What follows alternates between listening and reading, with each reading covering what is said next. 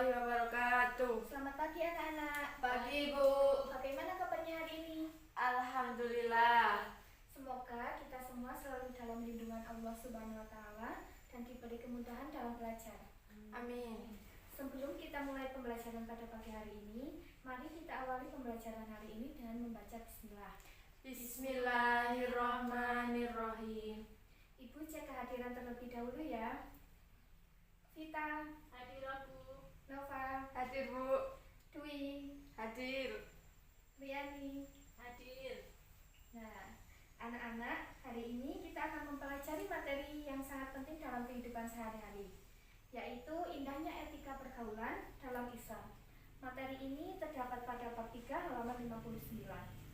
Dengan mempelajari materi ini, kalian diharapkan dapat bergaul dan berkomunikasi dengan sopan, santun, serta sesuai ajaran Islam. Nah, sebelum itu Ibu mau tanya nih, pernah nggak sih kalian tersinggung dengan ucapan teman kalian? Pernah. Nah, dalam Islam, pergaulan bukan hanya soal bertemu dan berbicara, tetapi bagaimana menjaga sikap, lisan, dan perbuatan agar tidak menyakiti orang lain. Inilah yang akan kita pelajari pada pagi hari ini. Kita mulai dari pengertian etika pergaulan terlebih dahulu ya. Etika pergaulan adalah aturan atau adab saat kita berinteraksi dengan orang lain. Dalam Islam, pergaulan harus dilakukan dengan sopan, santun, menghormati, tidak menyakiti, dan menghindari perbuatan tercela. Misalnya, berbicara dengan suara lembut, tidak memotong pembicaraan orang lain, dan tidak mengejek teman.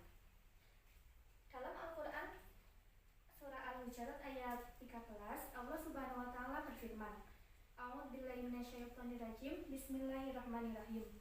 Ya ayyuhan nasu inna khalaqnakum min dzakari wa untha wa khalaqnakum syu'uban wa qabaila lita'arafu.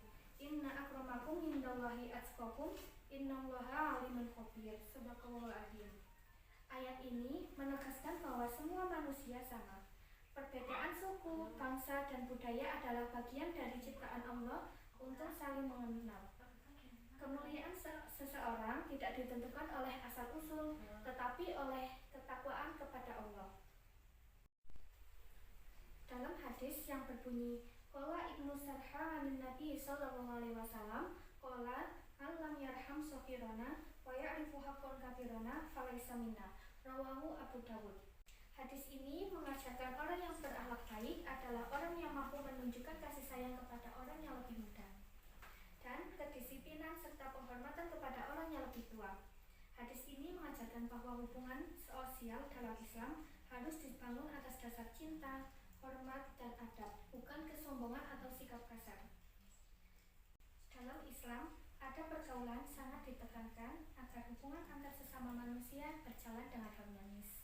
Yang pertama, ada adab kepada orang yang lebih tua. Ketika bergaul dengan orang yang lebih tua, kita dianjurkan untuk menghormati, tidak memotong pembicaraan mereka, dan mendengarkan nasihat dengan sopan.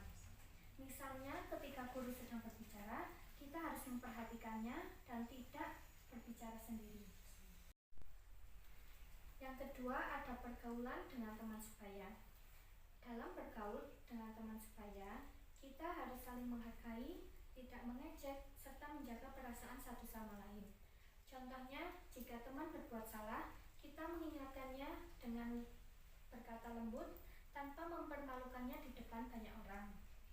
Yang ketiga, ada adab pergaulan dengan yang lebih muda. Adapun kepada yang lebih muda, kita diperintah untuk menyayangi, membimbing, dan memberi teladan yang baik. Misalnya membantu adik kelas mencari ruang kelas atau menenangkan mereka ketika mereka takut. Ketiga bentuk adab ini menunjukkan bahwa Islam memandu umatnya untuk berperilaku santun dan berbuat baik di setiap situasi sehingga tercipta lingkungan yang nyaman, aman, dan penuh kasih sayang. Yang terakhir ada etika komunikasi Islam.